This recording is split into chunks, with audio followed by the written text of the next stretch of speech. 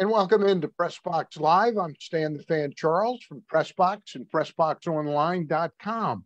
With me, as usual, and by the way, I say as usual, our usual night has been Wednesday night. It conflicts with Gary's broadcast schedule at UMBC, and I deemed Gary important enough, Gary Stein important enough, to move this entire endeavor to Thursday night. Yeah. My God. Gary, how are you, my friend? Stanley, I don't know that is the highest compliment that you can pay me. So thank you. I appreciate that. I'm great. Well, I hope the payment of that compliment is good enough pay for you.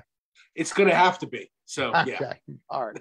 Hey, we're pretty excited to bring on somebody tonight who I met through my connections over at Maroon PR, John Maroon's company. His name is Mel Lundgren. And Mel, we welcome you into this Thursday night's Newsmakers in the World of Sports Zoom. How are you? Doing real good.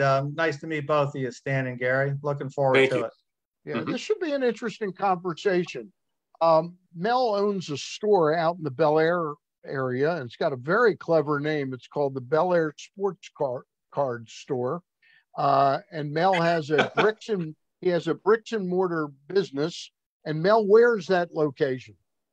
We're located in Bel Air. It's on 201 Gateway Drive. It's about an eighth of a mile from the Hartford Mall, right there in the center of town. All right. Well, we don't want to dwell on the past too much, but I think it's interesting to give fans and viewers the context of what's happened with your business.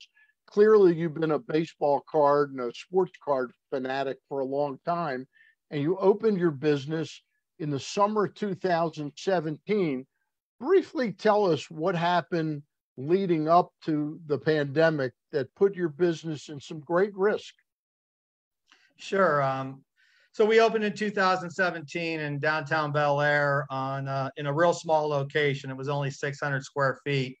But we opened up with the same business model. We're known for our home of the card bar. So our first store had a small 16-foot card bar in it. And the sports card industry and novelty industry had really taken off during 17 and 18. And we saw that little 600 square feet. We were growing out of it daily.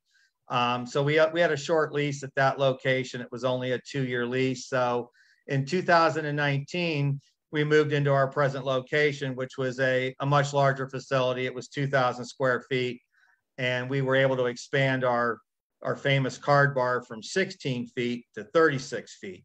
So, things were really good. August of 2019, I just moved into a nice big location. 5-year lease, right? Yeah, 5-year lease. And I'm like, okay, I gotta make this work here. And, first, at August, September, October, November, we're going good. And then December started to roll around, the holiday season. And then, of course, right after that, we started to hear that, COVID-19 and all sorts of different things that were all, we kind of were ignoring them over here, I guess, until, we found out that, hey, wait a minute, this stuff's for real. So the impact on my business, of course, I was sitting there, okay, I got a 5-year lease. I'm into it about 5-6 months.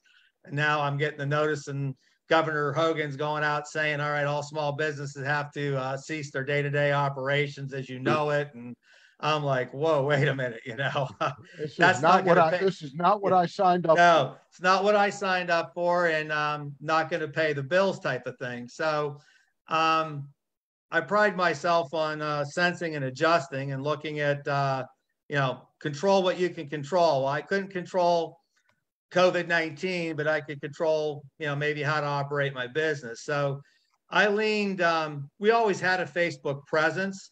We were always on Facebook, and when we first opened and everything, and we would do monthly events and things, advertising through Facebook. But, as our business grew, our Facebook audience grew. And then all of a sudden, Facebook was a really valuable tool for me during the pandemic, because obviously we shut down.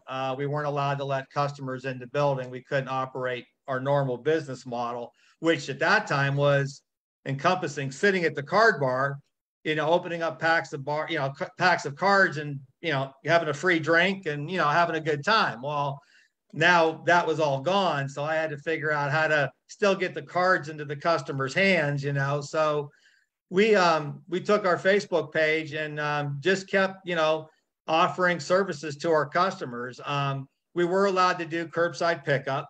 So we used Facebook Messenger and Facebook pages, to message in. And I would put a post up saying, okay, this product just came in, drop a comment or drop a line if you want one, and we'll put it aside with your name on it. And then we advertised, just pickup hours are going to be from this time to this time. We didn't offer 24-hour service or anything, but we honed in on trying to be there when, it would be convenient for people. Let me paint the picture though, so I get a better understanding of it. And then I'll let Gary ask a couple questions.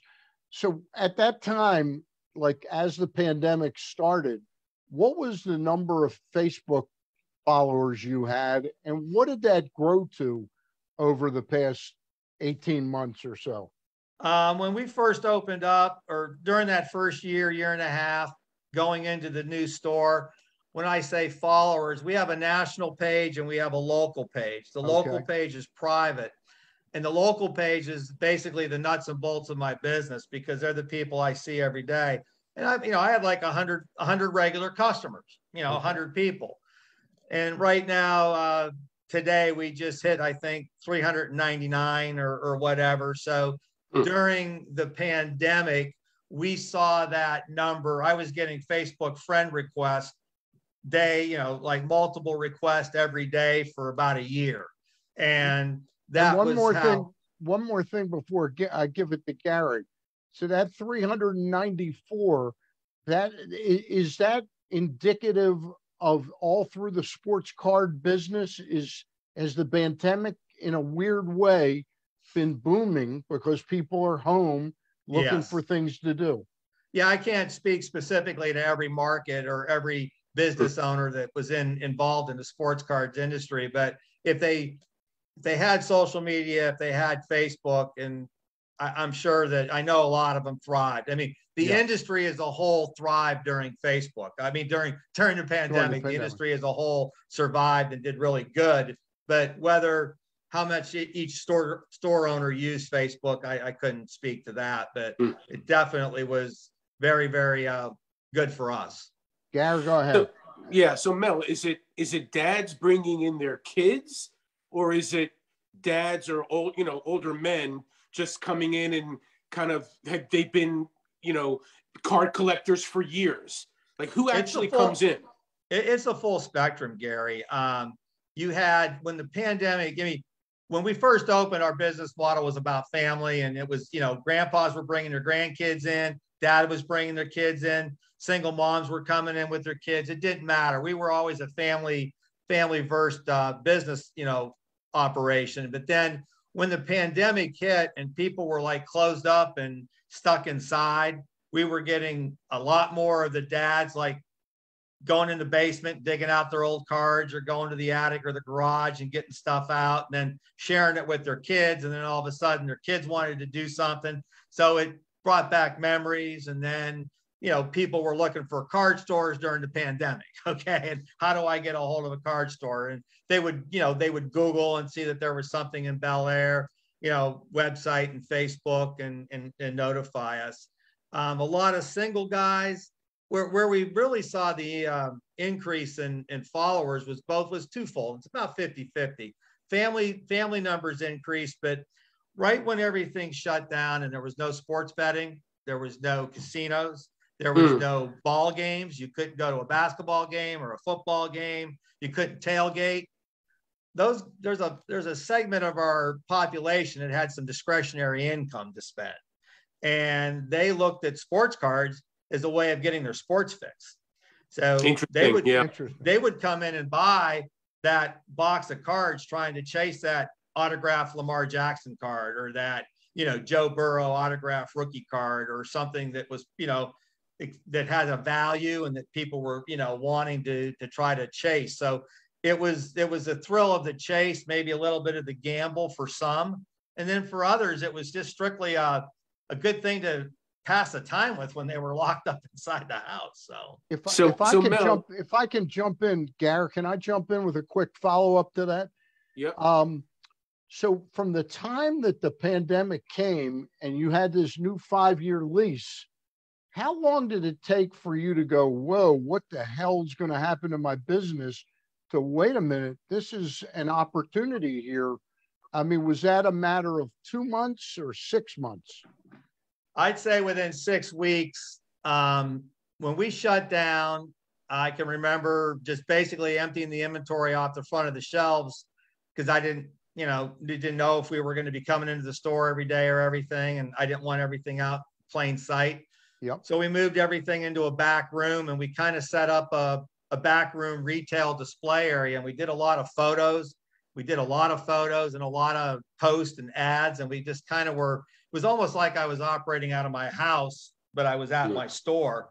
And when I saw the amount of product move the first 6 weeks, I figured, well, that was a good 6 weeks. What's the next 6 weeks going to bring? And then that challenge came, with everything else with, the pandemic, the toilet paper aisles were empty and, this aisle was empty and that aisle was empty. Well, then we had to try to find product. Right. Well, I've been pretty well at keeping my store inventoried and stocked. And I was successful because I had a lot of inventory. And we were able to keep pulsing that inventory through Facebook ads and through messaging and things on Facebook. And it really, it kept us going. And then once things cycled around, at the time, the manufacturers were still trying to produce cards. Well, then all of a sudden they had to go to 1 shift a day instead of 3 shifts a day. And instead of having 100 people on the floor, they could only have 30 people on the floor. Well, then everything started to slow down and back up. But we were aggressive and went out and kept the shelves, kept the stock up so we could sell stuff.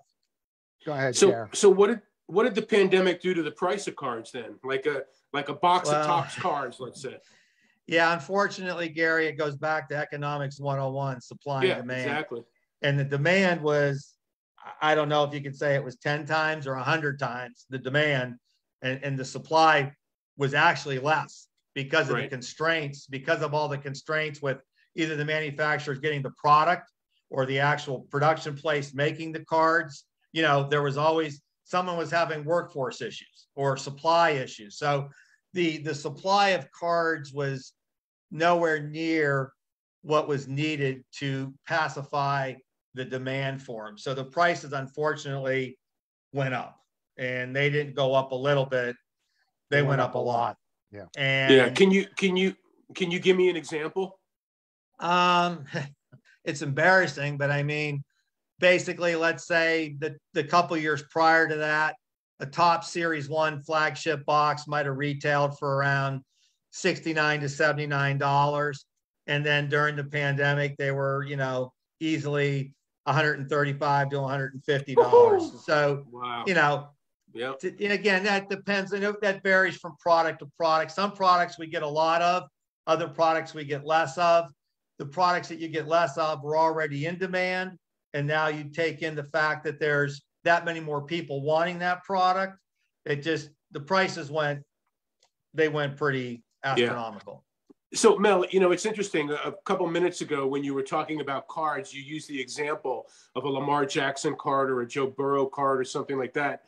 It's interesting to me that both of those are football players. I've always associated card collecting more with baseball than any other sport, really. So my question is baseball still king when it comes to sports trading cards? I think it goes by demographic market and by part of the country. It's like we do well with baseball, because we have the Orioles, and we do well with football because we have the Ravens. But overall, my sales, I think baseball is still the most popular.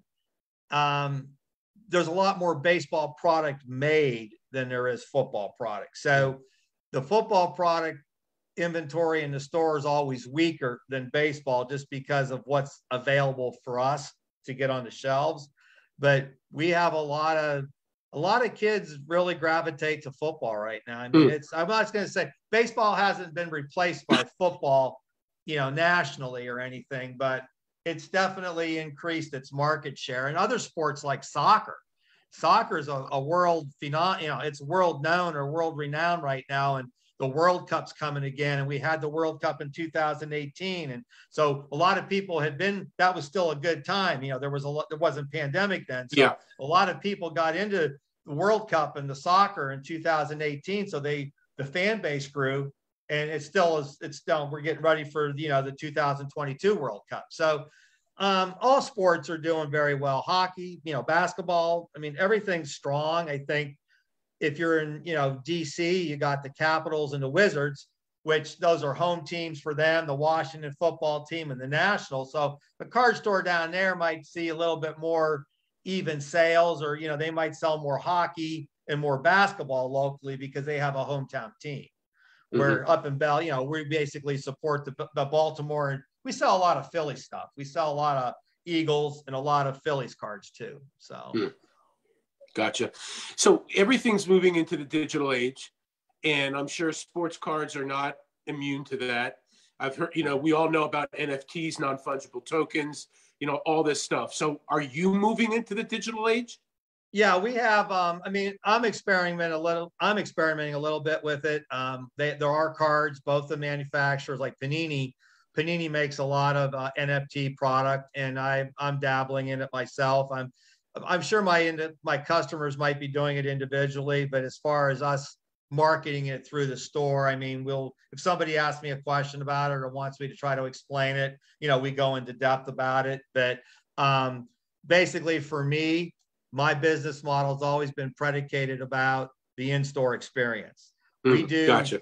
I don't sell online like a traditional store does. I have a website, but I don't sell product on my website. I have a Facebook page, and I sell experiences on my Facebook page, not like really product. Okay. Gotcha. And there's nothing like having somebody sit in the card store, grandfather and his grandson, and he's opening his first pack of cards. That's what it's all about for us. I mean, we do online breaks. Now, breaking's a big business. A card breaking or case breaking, box breaking is a huge business, and it's thrived. It was doing well before the pandemic, and we run our breaks, through Facebook, and that's been very well for us. So we use that media for that. But it's just, NFT, and there's a lot of other things coming. I mean, there's like you buy a card and it's stored in a vault somewhere. It's like an electronic vault. You buy these and you don't actually even own them. Okay. I'm a little old school for that, Gary. I want to own it. I want to hold it. If I'm going to own it, I want to hold it. Okay. But then there's things going on out there in the world where, there might be a $2 million card for sale, and, 10 guys get together or 20 guys get together and they buy shares. A share. They buy shares. So, I mean, there's all sorts of different things that, can go on. It's just, I'm kind of like that.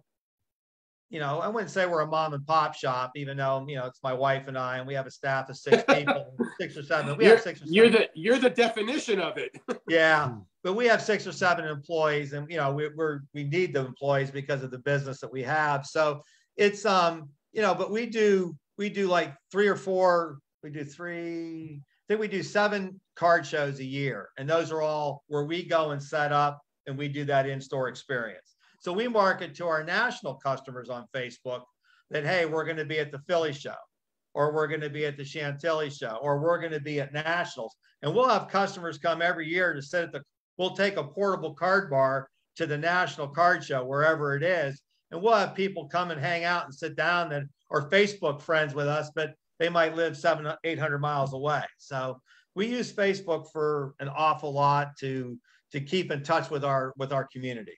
So I want to talk a little bit about the event you have coming up February 3rd through the 5th called Card Mania in the Bel Air Shopping Center. But I do want to ask, if somebody's watching this tonight and says, hey, I'd be interested in checking out their Facebook page. Mel, what do they go to? Is it as simple as Bel Air Sports Cards /Facebook? Just all you have to do is go in the search engine on Facebook, type in Bel Air Sports Cards. Okay. And you should be able to find it without any problem. So you asked about the event we're running. Yep. You can check that event out on Facebook. It's we have Facebook ads and post up. We have actual Facebook event page, which we're using to promote it as well. It's a 3-day event. It's going to start Thursday night at 6 o'clock. It's at the Hartford Mall. Hartford Mall is right there in the center of Bel Air, major intersection of 24 and US 1.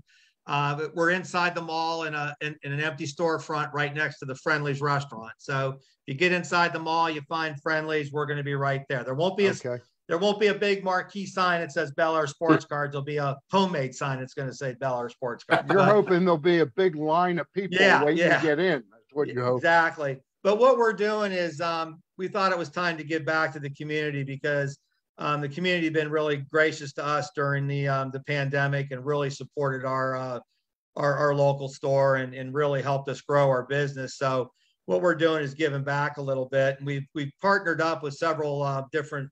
We partnered up with Falston Youth Sports. So the community of Falston, which is adjacent to Bel Air. A lot of our customers are from Falston, and we partnered up with them, and their youth sports program is going to be in there. We partnered up with the Keep Punching Foundation. That's a nonprofit fundraising group out of Hopkins for cancer research. Yep. And we lost one of our dear customers this past year to cancer, to brain cancer, and this foundation does a lot for that organization. So we've partnered up with them. And unfortunately, due to the circumstances, we are going to partner up with the Baltimore City Fire Department due to the horrible, really great. Let me let you finish. Right. Yeah, the horrible thing that happened. One of our local customers that really helped us remodel the store and really has been a personal friend of ours, had just retired about a year ago from the Baltimore City Fire Department. He had put like 30 years in. His time was up. He retired. And it hit home, it hits home for us because he's a really good customer and friend. So we reached out to him and, we got the balls rolling really quick. So we got this all on Facebook at Bel Air Sports Cards. What we're doing is Friday, Saturday, Sunday, Thursday, Friday, Saturday, excuse me. It's Thursday, Friday, Saturday. Thursday's hours are 6 to 9. Friday, it's 4 in the afternoon to 9. And then Saturday, it's 11 to 7. And Thursday night, we have a marquee wrestler coming in from the AEW circuit, Darby Allin. He's a top-ranked wrestler in their organization and group. He's coming in for an autograph signing on Thursday night. Friday's more about family. We're featuring our family fun night inside this 8,000 square foot facility. And we've got a costume character like Mario coming in to meet the kids and free photographs with Mario. And then we're going to do, we have all these fundraising games set up like Pop-A-Shot basketball, cornhole for cards, football toss, all these interactive games that the kids can do. Takes 2 carnival tickets to play. And when we're splitting the proceeds with the carnival tickets with some of the different charities that we're involved with. And then Saturday is a big day. We got a Star Wars figure, our costume character coming in, Baby Yoda. We've got Pikachu coming for Pokemon, and then we have the Ironbirds mascot's going to be in the afternoon, along with 2 of our Oriole prospects that are coming in for autograph signing Saturday afternoon. We have Colton Cowser and Jordan Westberg from the Orioles organization coming in on Saturday. So we've got a lot going on, but there's free activities to, you can buy, we're going to be selling some product as well. You can support the cancer fundraiser. You can support the firemen's, the fundraiser we're doing for the families of the fallen firefighters. You can support the youth sports that are up there. There's, they're going to be volunteering their time to help run some of the booths. So it's just good, clean, wholesome indoor activity for kids and families to come in and really, participate. And the amount of hits that we're getting on Facebook, the amount of messages, the posts that we put up are getting seen by thousands and thousands of people. So I hope we're prepared for what we could get. I don't know, but we're gonna do our best, I guess. If we run out of stuff to give away, I guess that's a good thing because we're taking an awful lot of stuff with us. So all right, Mel Lundgren of Bel Air Sports Cards, and again, you can go to Facebook and up where you search, just type in Bel Air Sports Cards, and his Facebook page will come up. Mel, I had one last question to circle back. When you and Gary veered off a little bit and started talking about football cards, hockey cards, soccer, is the fact that the perception is that baseball cards are the most collected cards, has that affected the cost of baseball cards versus these other sports cards? And maybe some younger collectors are saying, hey, I'm priced out of baseball, I'm going to start with football or basketball. It actually works just the opposite. Baseball is still the most affordable, and the other sports. Like I said, baseball is the most affordable. Yeah. Well, go ahead. Baseball is the most affordable because it's in the most supply. Okay. There's still the best supply for baseball. It still comes down to the supply and demand factor. Okay. I mean, there are expensive baseball cards. Don't get me wrong, but we have price points from maybe $40 a box to $5,000 a box, where football might start at $250, $300 a box and go to $10,000 a box. And so it just changes that, right now because of what's available. And what's going to change now that Topps has lost the baseball card business? Fanatics is taking that over. It's, when does that start? Does that start with this year's cards? Well, no, because we usually order your product like 6 months in advance. So we had already placed our orders and everything for a lot of our 2022 product before. They were just recently, they were actually just purchased about 2 weeks ago. Fanatics actually closed the deal and purchased Topps. I'm not privy to all the things that are going on behind the scenes, but I think that it's going to be a good marriage or a good unison with both of them. I think Topps is the traditional name. I think all the diehard collectors are thrilled that the Topps name and the Topps brand might still be out there. I know what's coming in February is it still is all. The boxes are still all marquee Topps. It's still Topps wrapping and packaging. Whether that changes over the course of time, I mean, I guess we'll see in time. But right now, all indications are that the Topps branding is staying on the cards. And is there any impact the lockout is having on the card business, the ability to shoot the cards and all of that? It will later in the year when they start to do stuff for 2023. And the last half of the 2022 stuff. Traditionally, all the photos are taken, like a lot of the 22 photos were taken at the end of during the 21 season, because they take the picture of the player in 21, they put his stats and everything on the back of the card, then it gets printed and gets distributed in 2022. Yeah. So that's pretty much already done. But yes, a lockout. In the past, when there's been a baseball lockout, it has affected the card market some. I don't know how it's going to do right now. With things are so different. Social media is such a big player in people communicating about cards and doing stuff. I mean, I know some of the lockouts years ago, there wasn't social media. There wasn't. There was still dial-ups, and there was things were a lot different. So.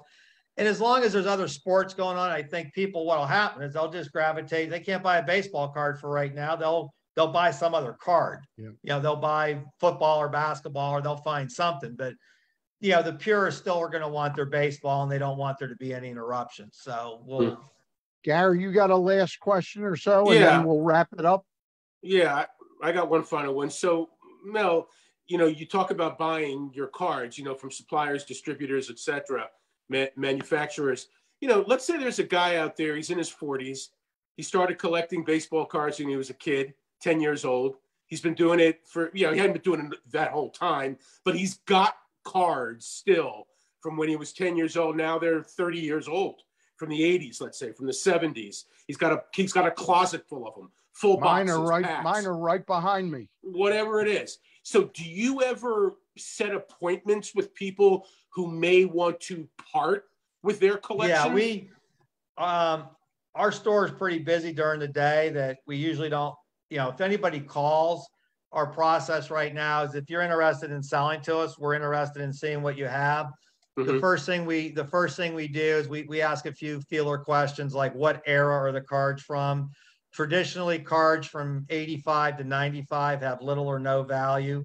Those are the ones I have. Not 100%. Those are the ones I have, Mel. Yeah. That's not 100% across the board true because an 86 Michael Jordan rookie card's worth a lot of money.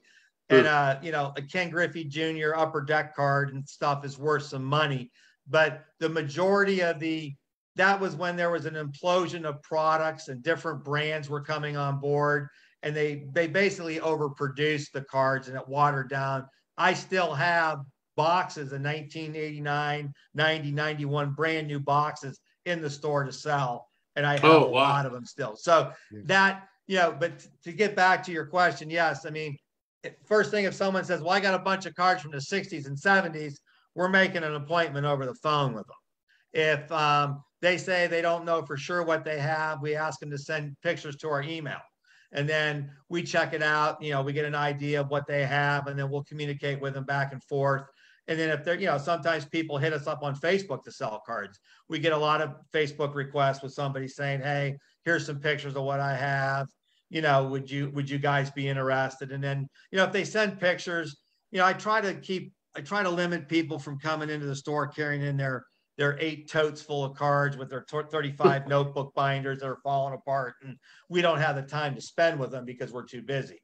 So we try to, make appointments, do things at our non-peak times. And that way it's fair. It's better for the customer and it's better for us. So one more quick question. For people who do have cards that are in the 80s and 90s, just like you said, that aren't really worth that much because they were overproduced, will they ever be worth anything? Will they be worth something in 20 years from now? Well, I think that, again, that was a broad statement I made. I think my suggestion to anybody that has cards from that time frame is learn how to use eBay sold. Go on eBay and don't look at eBay listings. Because you and I can list a card for $10,000 and it's just a fish. We're just fishing. We're just seeing if somebody wants to bite at it. But go to eBay sold. Type in 1986 Jose Canseco and see what your top traded card sells for. What it's sold for, that's real market value. So that's great the way, now certain guys like Derek Jeter's cards just recently took a little uptick because he went into the Hall of Fame. So usually the time period between when a player retires and if they end up going into the Hall, that 6 months leading up to the Hall of Fame induction is usually the last time that things go up. Traditionally. Gotcha. Now, somebody like Tom Brady, somebody like Ben Roethlisberger, some of these quarterbacks, if Aaron Rodgers ever retires, their cards are, again, there aren't as many of them made. So because there aren't as many of them made, sometimes their values go up a little bit more. Okay.